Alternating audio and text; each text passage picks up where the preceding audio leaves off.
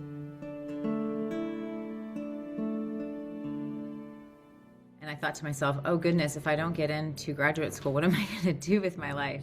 Pretty early on in childhood, I felt very sure that I was going to become, I wanted to become a psychologist at that time. The more we impose what you're supposed to be, we're closing people off. We're not, allowing people to feel like it's okay.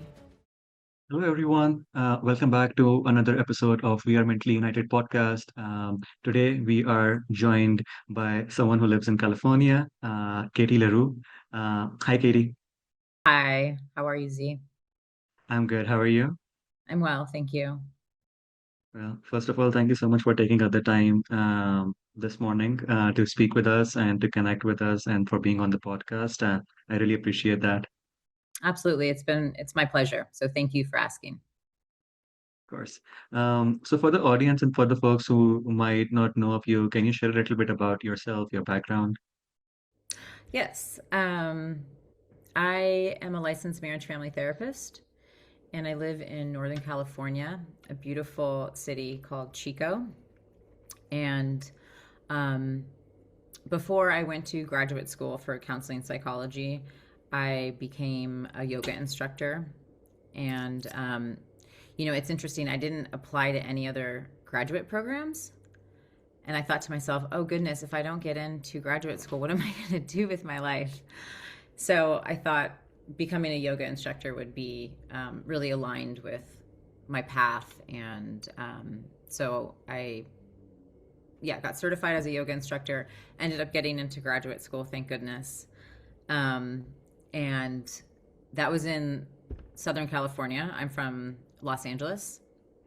So I was born and raised in Los Angeles, and I went to Cal State Northridge University, and absolutely fell in love with the counseling psychology program. I knew really in my heart and in my body I was doing the right thing. I never once questioned, am I supposed to be here? It was like, oh, I've arrived. I'm home, doing the work I've always really desired to do. Felt very much So aligned. yes, yeah. I mean, you just kind of know when things feel right. You can feel it in your nervous system. So yeah, I was fortunate enough in graduate school to work at the university that I was going to as the campus's first sexual assault advocate for the whole university. At that time, Barbara Boxer had implemented this program where she wanted to have every Cal State University to have a designated person to help anyone if they were sexually assaulted on or near the campus so that they can, one, have counseling, and then two, know about their rights, know Was it about was it the Title IX program? exactly. Yeah. Yeah, Yeah, exactly. Yeah. because So, that's something that we also had at our campus. Like, because I went to the SUNY campus in Plattsburgh, State University of New York, and we also had a very similar office, like a Title IX office that was designated exactly to like what you are describing up in the moment, and like a lot of students would volunteer up over there, intern up over there, and just like it was a very community based run program. But then we knew one person who was in the authority in terms of like if there were any reports or if someone had to reach out if they were struggling. mm-hmm. Yeah, I love that. It's such an important program because when something like that happens, it's very disorienting and you don't kind of know how to navigate the system. Why would you? And Mhm. you're not in a space where you can kind of understand the next steps. And so to have someone kind of guide you through the process and be trained in counseling to be able to not only provide them the information, but start that process of really meeting the person with also doing some light trauma work. Definitely, I completely agree with you on that, and I feel like it also for a student, even if they haven't been through a traumatic experience as such, it still is a good reassurance factor to know that a resource like that exists that they can go to, where they will be heard, where they will be seen, where they will be believed, rather than having to go, like, having those doubts or having that un uncertainty. Yeah, one of my main tasks on campus was to do constant outreach education. So I would go into, the student body and do presentations to the new incoming freshmen, and it would be, thousands of them in an auditorium, really giving them kind of the rundown on the services that are available if, unfortunately, they find themselves in a situation where they're experiencing something like that. And so I really loved being able to go around and kind of create that awareness on campus. That's amazing. That's really, really, really amazing work because I feel like those kinds of resources are so much needed. But then just recently, I think a year or 2 years ago, I was reading an article, and then I also spoke to someone at my campus that those resources are getting cut down on under current administration because they That's cut so down a sad. lot of yeah, because I think they cut down a lot of funding for the DEI projects, and under that, one of the things that was initiated under those projects was the title line aspect of it. So I'm not entirely sure how much it has affected, but I heard that there was a lot of talk going on in terms of like decreasing the student staff, decreasing the volunteering or intern staff, just to like because they don't have the resources and the fundings right now, and Sure. it made me feel really bad because like it's it's literally a safety precautionary thing that needs to be there because assault, abuse, these kinds of incidents have always existed and in Mhm. time and will continue to exist until like people are not educated or even in some instances when people are educated then they can still happen because of like Mhm. psychological aspects of it that can play a role into it. So just reading that article and hearing about it really made me feel really bad about the whole situation. Yeah, it's a shame that we're moving in that direction because we really gained some headway with creating these programs. And I will say, to my surprise, I feel like at that time in my life there was a bit some naivety in me. I was busy. When we opened up my office that first day, people were knocking on the door, and yeah, I got to really empower the students at that moment to give them agency of choice. I would really, at a pace that would feel safe and comfortable for them, lay out these are all of your options, and you get to choose now to do something when you just experienced something and you didn't have a choice. That was taken from you. And so I was able to give back this idea of now you can choose what you want to do. And if you choose to do nothing, that is okay too. Exactly. Like meeting them where they are at. Mm-hmm. Beautiful. And just working on that first step of building back up that agency, Mm-hmm. because people are, it's a very scary experience to know what you want to do afterwards. Yeah, And yeah. And like again, as we said it before also, like just having the awareness and knowledge on what your options are is just such a big relief. It's just so powerful because a lot of times, because I've worked as a resident director at one of my at my university before, mm-hmm, and a lot of times students did not have the basic, like, 101 knowledge around certain things. And mm-hmm. they would come up to us and they would be fully, like, dysregulated, tensed, obviously. And then we would tell them about XYZ resources, and that would just, like, blink up a light in front of them. And those would just be like literally one-on-one resources like university police or like, how Mm-hmm. to call in the ambulance or like, just basic of stuff that in today's time and age, I feel like teenagers, young adults, uh, don't really have uh, the knowledge around them. Or if they have that knowledge, it's like it's more at the back end of their mind rather than upfront Mm-hmm. at their mind. And having a resource office like that, that they even on their daily walks to classes that they can look into, or they can like that they know that this office exists is just like so powerful. Mm-hmm. Yeah, I Uh, completely agree. Definitely. We but we went on a little bit off tangent there when we Yeah. spoke about that Title IX. But I wanted to check in with you and ask you also about like your early childhood. When you were growing up, was helping people, healing, psychology, was that the field that was always something that you were pulled towards, even as an 8, 10, 12-year-old?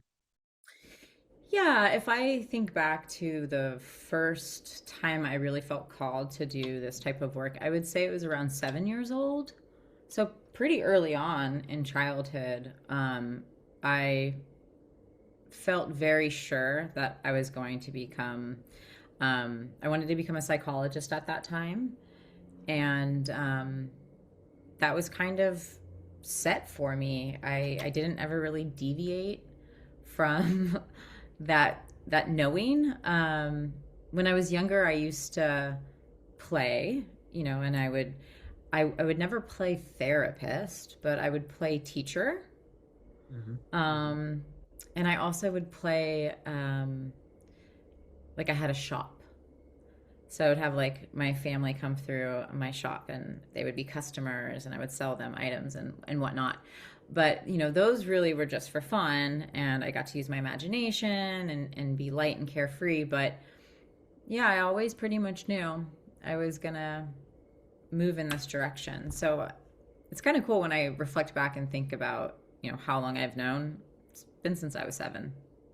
That's beautiful because like a lot of people don't have that know-how or that knowledge even in their like 40s. Mm-hmm. And you mentioned about being the teacher and playing shop. I do that a lot with my kids in terms of like the ones that I provide therapy to, Mm-hmm. because I do a lot of play therapy with them. And it's just like wonderful, like even for the 7-year-old, 8-year-old, 9-year-old, the amount of empathy some of those kids have regardless of the traumatic experiences that they've gone through. Um, and sometimes, like I feel like those that kind of like skills and strengths should be more nurtured by parents, so that like they stay on that path rather than deviate from it, or rather than like try go and do something else because that really is like what you play up as a kid really affects you and really shows your true need and like your true belonging in this world. And the one thing I want to acknowledge and praise my parents for is they put zero pressure on me in regards to what I was going to become as an adult. So they didn't have I mean they had opinions of course, but they weren't projecting, their wants and needs on what they felt I should become as an adult. So they really kind of got out of the way and they just allowed for all of us. I'm the youngest of 5 children, and so they really approached each sibling that way, where it was they trusted that whatever we decided was what we wanted, and they were supportive and respectful about whatever that path was. Which I think on one hand there was a lot of freedom, Mhm. which feels at times, as a child, now looking back, I was like, oh, maybe I could have used a little bit more Structure. structure. Yeah, maybe a little bit more guidance could have been helpful, but I have zero regrets because here I am and I love what I do. My work does not feel like work. I feel absolutely honored to do this work and I feel like it's a privilege to be trusted by people in this Hmm. work. And so, yeah, I just applaud my parents for kind of getting out of the way Hmm. and letting us all discover who we really are without their kind of overbearing input. Yeah, yeah. And I think that's one of the main things that I feel like parents need to acknowledge and learn because, like, working with kids, I've seen so many times where parents have tried controlling even the little dynamics of their child's life, and it gets frustrating for the kids. Like, it really does. Yeah. Um, and sometimes you really have to let them make their own mistakes, even if you feel like, they're doing something wrong or they I mean, obviously don't let them hurt somebody, but like if you feel like Hmm. they are making up a wrong choice and in your headspace it's gonna like, affect them, let it affect them because that's how life is. Life is never linear. It's always going to be ups and downs. So you have to let them have the freedom to make these choices so that like, if they fall down on those paths, they can pick themselves up rather than sheltering them till they're 18, till they're 22, and then them having a lot of those struggles in their first few relationships that they have in their life and with their friends or with their partners, because those things do come up. Those things don't always like, no one can always shelter you. Hmm. And I think what you're speaking to, and what I notice in my practice, and what my parents afforded us, was they trusted that we would be able to pick ourselves up. We knew that they were there. It wasn't Mhm. that they were. A hand at the back kind of Yeah, a thing. exactly. Yeah. Like let them fall, but just like, have your hand at their back so that like, the fall isn't like, it's not serious enough to hurt them. And so having that hand on the back is instilling this confidence in a sense, right? And um, what I notice is I have a good population of people who, at their adult kind of stage of living, they're not trusting their capabilities. They aren't trusting their own decision making, and that can feel extremely scary. It can be really frustrating to not know what you want or how to do the things because of not having that trust instilled. And so there's a lot of trust building in the therapeutic relationship. There's a lot of encouragement around what action would you want to take that could help stretch this muscle, that Mm-hmm. you are capable, you are going to be okay if you do the hard thing. Mm-hmm. You will be able to pick yourself up and, feel resilient. And so, I think there is this through line, there's this direct correlation to, how were you raised and then where are you now? And what didn't you get or what did you get too much of that then is potentially causing some disharmony later on in life. For sure, for sure. What's the population that you work with? Well, because I kind of started in graduate school working with survivors of sexual assault, trauma has been my population since then. So, but currently I've really kind of opened up and accept everyone. They don't have to qualify having a traumatic experience to have a session with me. I was explaining to someone the other day that trauma is a perceived threat. So trauma can look very, very differently to each person, especially depending on where they've come from and the experiences they've had in the past. So let's say if someone has had many traumatic experiences in the past, we call that compounded trauma, and they go through another experience, but it's, let's say, not qualified as, a traumatic experience. But if they perceive that experience as a threat, then they're still going to go through the trauma responses.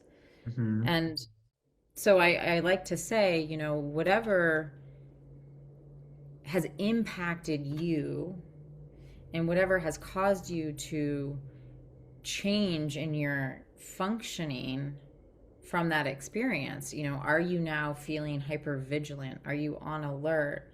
Are you bracing yourself Mm. Are you dysregulated more often?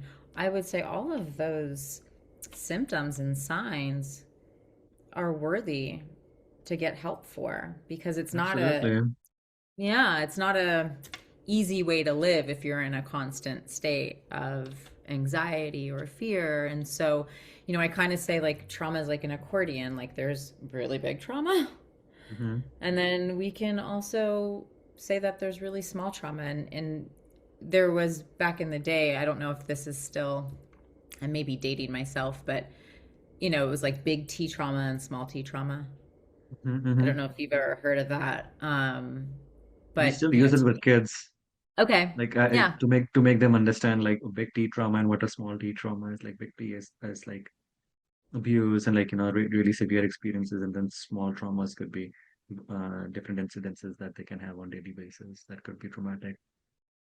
great. So there's a whole kind of explanation around the differences between them, so that they can understand and make sense of their experiences. And so, yeah, I have a really strong foundation with helping people heal and process and kind of recover from any type of traumatic experience, whether big or small. I hear you. And I completely agree with you on that, that it stays with you, it sticks with you, it either makes you hyper vigilant or it like, it gives you these little shockers. Because for me personally, and I did not realize it or recognize it until I would say 4 or 5 years ago when I was in grad school. But for the first 20, 15, 20 years of my life, have lived in Pakistan and in UAE. And living in Pakistan, I was living in Karachi, which is like, one of the biggest cities over there.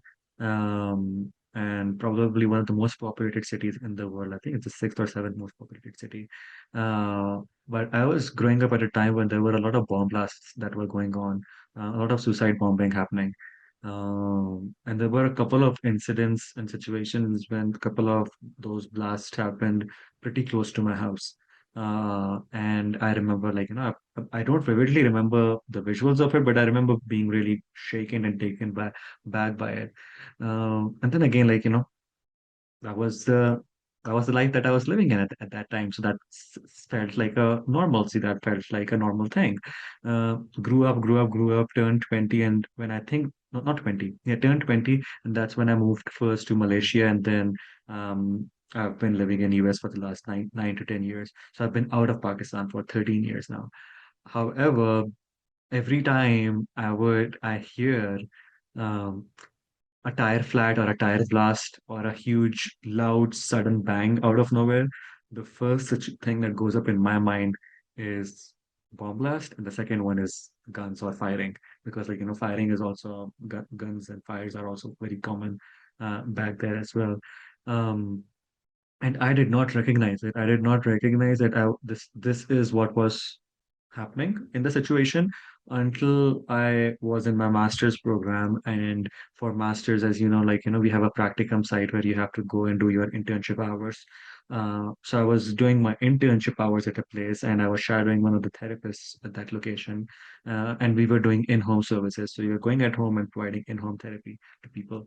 And I remember me and that co-therapist, we were outside in a lawn area. The co-therapist was working up with the main client that we had, and I was right behind him, and I was just playing with the client's little brother, and just keeping him engaged and keeping him entertained. And then as I'm doing that, I see that the third brother is just on his bike, and he's going down the driveway area towards the road, and I just see him go down, and then I hear this shock, big blast, big like sound, huge sound, and I knew it, someone had hit him that it was of a car that had slammed into the bike. And hearing that sound, I completely, Katie, froze in that moment. I saw my colleague who I was like, shadowing. He was running down towards the driveway area and he was screaming at me. He's like, Z, what happened? What happened? And I just stood there frozen. The only thing I did, I remember, was just grab that little kiddo that I had with me and not letting him go over there, because in my head I was like I did not know how, like, how severe the situation was. I just held him and I just stood there for a good 3 to 4 minutes. And then after that, my person, like who I was shadowing, came back, and like then I went down there, and it wasn't. He had gotten hurt, but it was only an elbow bruise. It wasn't anything serious because they had pressed up the brake at the right time. Um, but that whole situation just kept on, like, festering and making me, like, deal with my own self-esteem issues that am I good enough for this profession? I'm freezing up at, like, just a sound. Like, what if someone comes up and tells me that they're in severe crisis? How I'm gonna, like, am I gonna be good enough for that or not? And was battling through all these things. And I remember having a supervision meeting with my supervisor, and I was telling him about, like, all these negative things about, like, thinking about leaving the profession and stuff. Um, and we would write in grad school, we write a lot of papers, right, about our life and processing our life, our trauma and stuff. So thankfully, he was a professor who would read every single line and not just, like, grade your paper, like he would actually read it. So he just asked me one question at that time, and I still remember it very vividly. He asked me, he was like, do you think that your frozen reaction has anything to do with all the loud blasts that you had heard in Karachi? Or because I've also been on gunpoint 2 times, or that you have been on gunpoints multiple times, and that's where your brain goes. And like just those 2 sentences lifted so much of the weight on my shoulder because at that time I had not made up that link at all from any situation or from, like, from any perspective. And I was like, fuck, yes, I think, yeah, you're here. And, like, I started laughing at that time because I was, like, so overwhelmed in a way. And it was just like, that clicking, or as we were talking about before, also that awareness aspect of how trauma can just, like, stay even if you're in a safe space and all of that stuff. It can, sound can also trigger you sometimes. And like when you were saying that, it just took me back to that experience because I was like, that is so damn true because, like, I've lived through that, and I wouldn't have probably known it until someone highlighted it for me, like my professor. Mm-hmm. I just have to say, I felt that story so deeply in my body, and I can't imagine what you went through and experienced. And thank you so much for sharing that and allowing me to understand you deeper and allowing, you know, the listeners to kind of understand your background. And it's profound and wow, yes. I appreciate that. I appreciate your kind words, and I feel like now I'm at a space and a place where I can speak about these things out Mm-hmm. loud and, like, process them out loud. But like it was a journey to get here also. But I feel like it. I feel like the experiences or trauma that, at least from my in my headspace, experiences that we go through, I feel like, for me, it's like, you have to share that thing, share that story so that, like, it empowers other people. So in my therapy sessions also, I do a lot of, Mm-hmm. self-reflections and, like, disclosures and stuff, as long as they're comfortable and as long as it's not taking up their session and stuff. But I feel like it's Sure. important because, again, someone might be listening who might be like, oh yeah, maybe this is why I'm dealing up with this thing. And that's the whole goal for the podcast as well, like sharing up these kinds of stories so that, like, listeners can get that inspiration from. I was just going to say it really affords inspiration. It's inspiring. Yeah. Yeah, yeah. And it also, like, really taught me, I feel like, since then. And I think me and you, before the podcast, have spoken briefly about this on how the trauma stays in our body Mm-hmm. and it comes up. Yeah, and you know what you described is having that it's called a dorsal vagal shutdown. Your body goes into a freeze state in order to cope with Hmm. what it's been holding for all of those years. And so in a sense, I like to almost highlight the wisdom our bodies have, as much as it can feel frustrating and as much as it can make us feel doubtful to go into that dorsal vagal freeze, um, because we want to take action in those moments, our bodies are actually protecting us. Yeah, yeah. Truly, and I feel like for now, for me, in this is now, if it happens, I still freeze, but my freeze response is not as long anymore because then immediately my brain starts remembering and like that self-talk happens that, oh, you're safe, you're good, you're safe, you're good. Because before that, I didn't even know I could say that, and like it would affect and it would like de-escalate the situation. So just having that awareness around it is just like again so important. And again, like our body is a constant clock that keeps the score, like as body keeps the score, and it just keeps track of all the experiences we've had. Like sometimes we might not remember them, but our body and our brain still remembers it somewhere. And Well, and essentially, the freeze could be sometimes stuck in that past experience.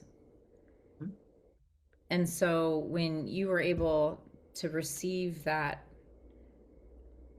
question from your professor and connect the dots to why your body responded that way, you were then able to do the healing work. And we want to have a nice window of tolerance. How much can we tolerate? Because what we do know is life's things Mhm. happen and we can't control what's going to be thrown at us, but what is our window of tolerance that we're working in? And so when you were able to draw those connections to where this originated from and why your body went into that freeze state, you could then stretch your window of tolerance by helping your body understand we're not in the past anymore. We're okay. Mhm. Mhm. And then you're able to handle more things coming at you. And it's a way of, how do I want to say it, going from a dysregulated state back to regulation. So you're able to rebound from something scary and it doesn't absolutely take you down, debilitate you. Um, you're going to have the normal reaction, or abnormal to your, or I would like to say, let me correct that. You're going to have the normal reaction to the abnormal Mhm. situation you were in, right?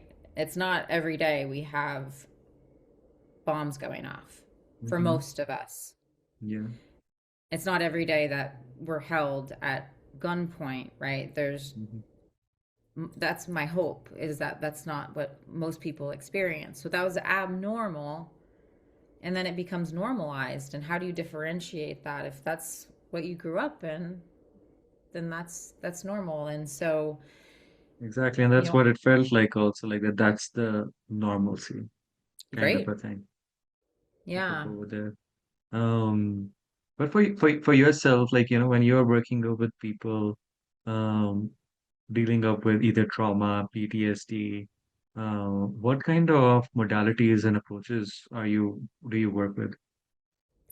So with trauma, I learned very quickly that the traditional model, the psychotherapy talk model, was actually a little bit more, I don't want to say harmful because that's not correct, but it wasn't moving the needle for my clients.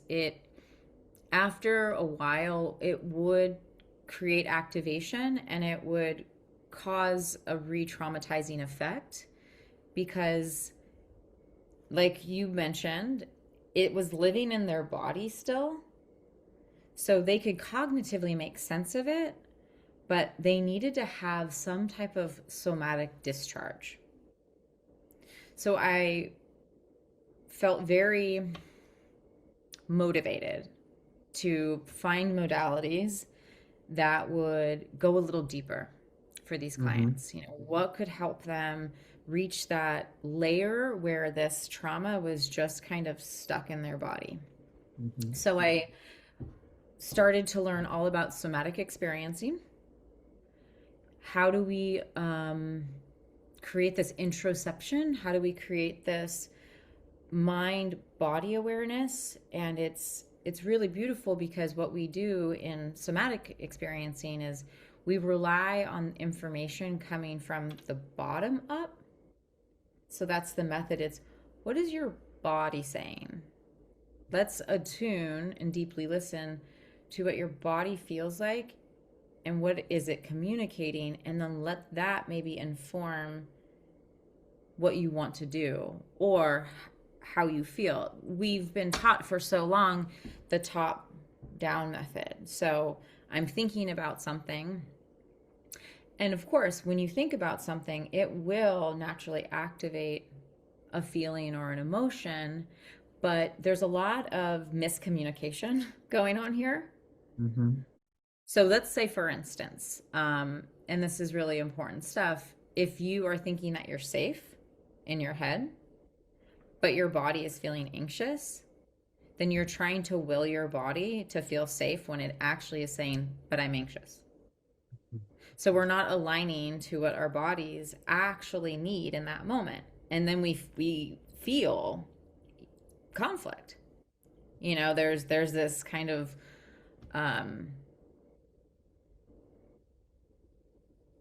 there's this hopelessness that can come from that. If that happens over and over and over again, you start to feel a lack of control because this beautiful system isn't communicating. So if we go from the bottom up, how is my body feeling? Oh, anxious. Oh, well, what can I do to help my body? Maybe I'm going to check in and do some breathing. Maybe actually my body needs some brisk walking.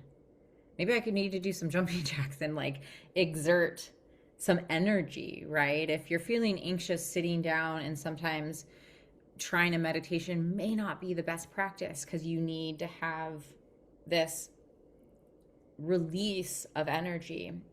And that's what these clients who had this experience that has been held in their body, they need some type of somatic discharge. And so doing a lot of body movement was something that I really wove into my practice. And then I got certified in EMDR, which is eye movement desensitization reprocessing. And it's absolutely fascinating. It works with both hemispheres of your brain. And so you're hearing either a bilateral sound, left, right, or you're holding on to tactile buzzers, left, right, left, right. You can also do it yourself. You don't have to have the tech sort of support. You can use your fingers to do the left, right eye movement. You can use your own hands to create this vibrational frequency through tapping. So this is something that you can access yourself without having the actual devices. The devices, of course, help. But I like to share that because if someone's feeling dysregulated and if someone is feeling a sense of disconnection from their body and feeling out of control, well, one of the ways to get back into your body is to create this nice bilateral tapping to bring you some grounding connection into your body. You can find your feet. And just to not continue to go off too much longer, but what is happening in that bilateral sort of process is it's activating your right hemisphere where your emotions are, and then your left hemisphere, which is your executive functioning. This is how we make our decisions. We have discernment, is this good? Is this bad? Do I like this? Do I not? And when we have a traumatic experience, our left hemisphere shuts down, our right side remains active. We go into fight or flight, and everything we experience emotionally, all of that fear, all of that fright, it doesn't get to process through. So in the EMDR, what we're helping the client do is we're helping them process that old experience in a safe, contained environment so that they truly can see that they are safe now and they don't have to relive, they don't have to have these flashbacks anymore because they can make sense of it with their left hemisphere still being online. Mm-hmm. Mm-hmm. So there's a lot of aha moments. Oh gosh, I am okay. It wasn't my fault. Yeah. Um, those types of realizations that happen through the EMDR process. And yeah, it's pretty remarkable how beneficial it is. It is an evidence-based practice.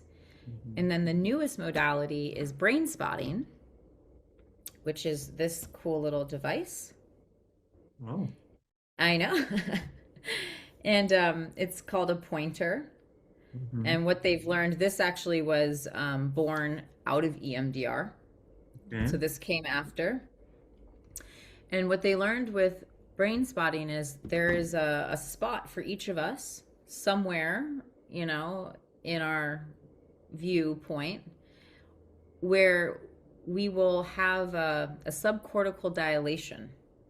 So our eyes will dilate and it actually opens up a channel to your hindbrain and it allows all of the old material to come through to process, but it comes through in a pace that your body can handle.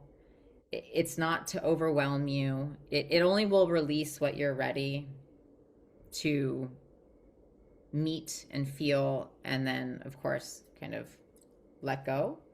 Mhm. And then what's so cool about there's a spot that allows a subcortical dilation for trauma processing.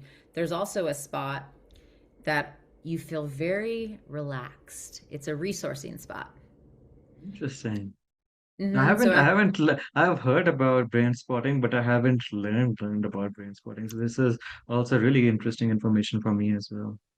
great. So that's a little kind of in a nutshell brain spotting 101 that after we do the processing there will be a spot where, let's say, you desire, just hypothetically, to feel more confident. And so there will be a spot somewhere where you'll feel very relaxed in your body and you'll feel connected to your body. You can find your breath, and that will be your resource spot. And we'll have you stare at the pointer at that On that spot. at that spot, and then you'll tell me what it would be like to be confident. What would that look like? How would that feel in your body? What would you do differently? And so we resourced your nervous system that is that's a truth. That's your it's a possibility. It's a something So that is it also a lot of talk therapy as you're pointing up to those spots for the I am client? so glad you asked that question. That is a great question because the answer is no, and it's the hardest thing for me. As the pointer is up and we have found the spot, and the client has they're the guide. So let's say you're going to tell me where the spot is. I don't tell you. I can help you based on what I see. Observing your eyes may avert to a certain area. So if you can't find your spot, I'll say, well, how about over here, because I keep seeing your eyes go there. But when we find your spot, I just hang out and I let you do your thing. And I really get out of the way because in talk therapy, we're trying to make meaning, Hmm. and we're trying to draw conclusions and wrap everything together so that the client can make sense of where they came from and what they're experiencing now. In this modality, that can actually get in the way of your process. And so you can share what's coming through, or you can remain completely with yourself and not say anything. It's entirely up to you. And I will check in to make sure that you haven't disassociated and that you're still engaged. So there will be, how you doing? Are you getting any information? And it'll be like, Seconds. uh-huh. Mm-hmm. Yeah, check-ins. But and if you happen to say maybe something about what you're experiencing, I may say something very simple, such as, that's important, go with that. Or Gotcha. feel that a little deeper, like give space to that. I'm not trying to make any sort of connection. Mhm. Sounds a little bit like psychedelic assisted therapy as well in terms of like, being that guide. Uh-huh. and letting them process the things that are coming up to them, but still being that voice or being that voice of support or guidance. I think this like literally is a full circle moment to the first thing we were talking about with the parents trusting the children. Hmm. It's having that person who is the anchor in the room that can hold the container and really offer some guidance if needed, but the trust is in the person who's seeking help. They are capable of doing the work without anything I have to say. And if I need to say something such as you are safe, you're doing great, I'm here, then that's helpful in of itself. You know, I don't need to kind of go on and on like I do in this podcast. No, please keep going on and on, because again, like these are such beautiful chunks of knowledge and information that you're sharing up with us. Um, I love that you do a lot of somatic work in your practice as well. For someone who might be listening, who might not be in therapy right now, or might not know a lot about somatic practices, how can they use breath work, meditation, or just like, connecting up with their body uh, to support their well-being or just to ground themselves? Great question. So, you know, my first permission that I want to give to people is when you are doing somatic work, this is not about looking a certain way. It's really about feeling the movement. And so, doing kind of like a somatic body shake and really letting all body parts shake out, wiggle out. Sometimes I I, say, I, I do it with my kids at therapy, where we sing Taylor Swift's song Shake It Off," and like they're moving their bodies exactly the way that you're talking about, just to get that energy out of the system. and I imagine, do you have your children participate very readily and openly? Are they Hmm. like loving the shaking out? Yeah, yeah, they're absolutely like, full on taking it all in and flowing out with full energy. Because again, like they're kids, they're not like adults, they're not like us, Yes. so like they are in their most organic form at that time. So I'm going to use your experience with children and give permission to any listener, channel the inner child in you, channel the childlike play part of you, and let yourself really just get into, you know, wiggling the body and even making sound, vagal toning, humming, voo sound, voo. This all activates our vagus nerve, Hmm. which is the longest cranial nerve that starts at the brainstem and goes through our most of our vital organs and then all the way down to our big toes. So we can't escape this nerve in our bodies that really does govern our nervous system. That's what Hmm. creates a parasympathetic state or a sympathetic state. So it's either going to put us in the rest and digest in the parasympathetic and we feel very relaxed, or we're going to feel in survival mode and very scared in the sympathetic state because that's the fight or flight state. And so vagal toning can really be something that helps your vagus nerve. It's like taking your vagus nerve to the gym. So making sound, also doing deep breathing, and a very simple breath that I like to teach people is doing counting while you're breathing. And you can vary the numbers. I like to do an inhale for 4 count, a gentle hold for 6, and then an exhale for 7 or 8. And what I like about the counting breath is it allows you to focus on the breath with the counting. And it's also quite impossible to have a worried what if thought while you're counting because you're already Your brain is saying already something. focused on something else. Yeah, so it's, if there's a tendency to find yourself in a looping thought cycle, and it's a negative feedback loop, and it's really causing a lot of dysregulation, and there's anxiety escalating, go to the 4, 6, 8 breath. And if that doesn't seem to be working, then that's a good sign that your body needs more of a vigorous movement. So you can even kind of run in place, you can stomp, you can push against a wall if you're feeling really kind of angry at someone, but you don't know how to handle anger. So I don't know what to do with all of this like pent up aggression. Get next to a wall and be in a lunge position, right or left leg in front, legs bent, and just push against the wall with all of your might for about 10 to 15 seconds.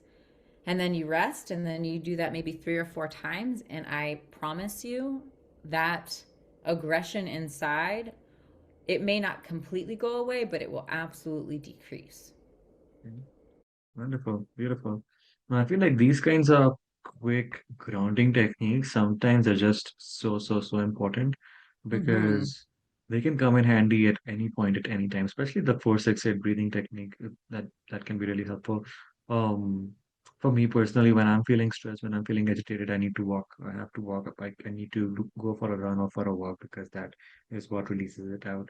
Um, so wonderful. For yourself, what are some things that you implement in your life when you are dealing up with challenges and struggles, for your own mental well-being? Because obviously, like, us as therapists and us as caregivers, we can struggle and suffer from a lot of, like, secondhand burnout or secondhand trauma. Yeah, and very much similar to you, I like to move my body after work every Monday through Friday. I'm always it's either I'm alternating. It's either the gym after work or yoga. I'm a huge proponent of doing yoga because it really allows you to connect with your breath, mind, body, breath movement. And if I'm not doing either of those, well, I take my dog on a walk every day. So I'm trying to get out in nature as well and ground in an environment where there's not so much static energy, not so much sound. So I like to leave my phone, I leave my devices, I even take off my Apple Watch. I leave it behind so that I can really be engaged with my surroundings, and I notice my breath will get deeper, and it will allow my body just to relax after a long day. And I love my dog, so I feel like he and I are on this bonding adventure together. That's so sweet. Though, yeah, those are some things. I was an athlete my whole life. I played soccer my whole life, and so I do know that as much as yes, I was this like competitive athlete, it was very therapeutic for me too. Hmm? Having a dedicated time every day to run and kind of get that externalization of that energy, to get that release, was so pivotal in me feeling good inside. It was like it was the SSRI, it was Yeah. like the antidepressant that I naturally would be able to have for myself. I can 110% totally relate with you on that because soccer was the same thing for me as well. Um, Nice. like soccer was, even until now, I feel like soccer is my outlet. I don't play as often, but I still watch like very religiously. Mm-hmm. I'm a big Manchester United fan. I was gonna Uh, ask. so I'm a big United fan, and I still like I believe like soccer is the reason that I'm still here in Mm-hmm. one way or the other because like it really kept me going. It really gave me motivation in a way to like stay alive, and was a proper outlet for the things that I was going through in that moment. Because when I would play soccer, I would just feel so mentally free, so relaxed. Even in tense games, even in competitive games, I would just feel alive in a way. And then the Manchester United uh, fandom or the love for for that football club gave me a huge community and like huge sense of belonging that these people understand me, they get it kind of a thing. So it was like soccer hands down. I've like Mentally United has done so many soccer projects is because of that, because like I genuinely feel like I owe a lot to soccer when it comes to being an athlete. And again, at that time I was like living, surviving, but now looking back at it, soccer was the tool that was the biggest one that I had. Same. It was the most consistent thing in my life. Hmm. Um, it also helped create the structure that I didn't get, in the home environment, and it really instilled discipline in 100%. my Yeah. life. And it allowed me to feel, like you said, and I think it's so important to echo back, a sense of belonging, to be a part of, to work well with others. And I completely can relate and understand that feeling that when you're on the pitch, there's nothing like being dropped in, and that's where I was the most focused, but it was a relaxed focus. It wasn't like I was in my head. There was something a lot more physical about just being in the flow. And Logged in, like you're logged in there. yeah. It's just such a good feeling. And I'm sure listeners who have had that experience will fully resonate with what we're talking about because it's a Hmm. very, very unique feeling. Um, 2 years ago, when we first started Mentally United, me and my president of the organization, Naomi, we flew to California. In fact, Hmm. yeah, we came to Los Angeles, we went to San Diego, and we filmed a little documentary around that time because Manchester United were doing their preseason tour. So we Amazing. filmed a documentary on how Manchester United brings all these people from all over the states as well as outside of states together just to watch that one game or bring them all up together at the cafe where they're chanting their team songs and again in a way empowers mental health.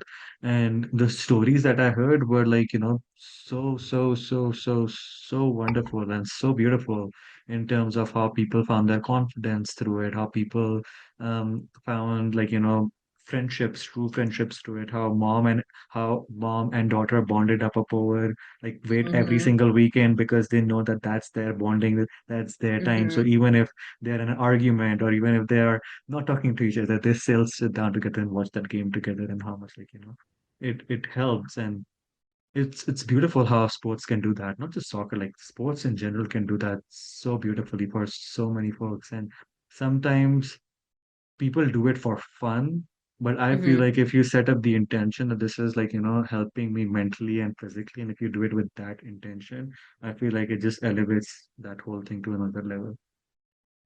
I agree. It can change your life and it can save your life. Sure, 100%, Yeah. 110%. Yeah, yeah. So we started the conversation where we spoke a little bit about Title IX, then we spoke about the work that you're doing within the community with folks struggling with trauma, PTSD, and other experiences. So you're providing a safe space for them in that aspect. Um, in the world where we are living up in today, where there is so much of dividedness, so much of anger, hatred in some aspects as well. Um, what is the important and why is it important to create safe spaces where people can feel seen, heard, and also understood without being judged? Hmm. Yeah, that's such a good question. I think it's so important to create these spaces and to continue to create more because we are dealing with an epidemic of loneliness. And as much as technology is extremely beneficial and it's allowing us, in some sense, to connect, it's a different type of connection. A lot of people right now are feeling very isolated. So if we don't have these safe spaces to go and share what we're holding internally. And if we just keep it with ourselves and we feel even more disconnected and more lonely, then that really scares me because that can actually lead to a person not wanting to be here anymore. And so it's absolutely vital to have these safe spaces to one, cultivate a sense of connection and non judgment. You know, we say safe space. Well, what does that mean? It means you're welcomed to come as you are and you will be accepted as you are. You don't have to be anything else. You don't have to Mhm. perform. You don't have to change your narrative. You don't have to try to fit in. This is about being seen, being heard, and being accepted for what you're sharing and being met Mhm. with that with genuine care. You know, we all deserve to feel a part of something. And the more we take these spaces away, or the more we impose what you're supposed to be, we're closing people off. We're not, you know, allowing people to feel like it's okay, right? Mhm. To just bring in whatever you want to bring in. And so, you know, my hope is that we can reduce the loneliness with these spaces. Yeah. And let That we people be their true, authentic self. absolutely, and in that, people can find their purpose. They can kind of emerge and they can grow and blossom. And I truly believe that people have, whether they identify with it or not, they all have creativity inside of them, 100%. right? They all have something that they can create. They all have something that, you know, they can do that is going to give back in Hmm. some way. It's going to look differently, but they're here to play out their dharma, to play out their purpose, and those spaces can really help cultivate that. So more safe spaces, more acceptance of mental health. I think we're moving in a really positive direction with creating a lot of education and normalizing that mental health is a part of living. I don't like the lack of funding, but I think you and me and our other affiliates and colleagues and allies, we're spearheading, you know, we're moving in a direction where we're saying, no, this is important and we have to continue to talk about it. Absolutely. And like there is something that you said in the beginning about like, that we are in an epidemic of loneliness. I completely agree with you on that. One of the things that I believe very strongly as a person, and like I also Mentally United also stands up as an organization, is majority of the mental health struggles that are existing right now is because of lack of communities, because people are Mm-hmm. in their own bubbles, they are just by themselves, and they feel like they are the only one going through those struggles. Mm-hmm. And they're just by themselves and they have no support. And support groups, safe spaces, really, or the community-based events really provides you with that awareness and that aspect that there are others that are outside like you, Mm-hmm. and that like you're not alone. You do have support, and like there is hope around that area, which is why as an organization we try and highlight a lot of community-based events too, because again, um, the more alone one feels, the more struggle based it could get, right? Yeah, yeah. I'm a huge proponent of honesty. I'm someone who will let you know if I'm not having a good day, you know, and the reason that I'm sharing that, you know, I'm off or not having a good day is not to slime someone else and make them feel like they need to help me. It's simply to normalize that it's okay not to have a good day, and it's also making me more relatable. I I can show up and wake up feeling a little off, and I can still get through my day, but I can be honest about where I'm at. And my hope is with that, with that kind of openness and transparency, it allows other people to also come to me and say, I'm feeling a little off today too. And in that is connection. Very true. Very true. You mentioned connections. How can people connect with you? How can people find you? I'm gonna add all your website details and stuff for the audience and for the viewers and the listeners in the description. But can you share a little bit around how can people get in touch with you? Yes, KatieLaRue.com is my website. And then my business IG handle is Katie underscore LaRue underscore OHC. And my business is called Optimal Health Counseling. That's what OHC stands for. Perfect. And are you only open for support and guidance for folks living in California, or can people outside of California also reach out to you? People outside of California can definitely reach out to me as well. Yeah. So thanks for asking that question. And I am creating this beautiful container. It is a women's container. It's called Return to Softness. And this is a very intentional 4-week online Zoom course for any Mhm. person who is really ready to start being more than doing. And so, what we learn over the 4 weeks is how to take that forcing part of us, the part who feels like she has to push so hard, um, maybe the overachiever part, and how do we create a little bit more balance with being present and feeling connected and returning to that soft part that can also be very productive. This is not about throwing productivity aside, it's just finding a way to move in life in a much more grounded, regulated, um, softer, kind of feminine way. So, balancing the masculine energy and the feminine energy. And so, I just thought it would be important to share that as well. No, I love that absolutely, and we will be leaving down the link for that as well. Great. And you can also find when Katie is promoting it on her socials, we will be sharing it on her stories as well. So please do feel free to look into the description and find all the suitable links.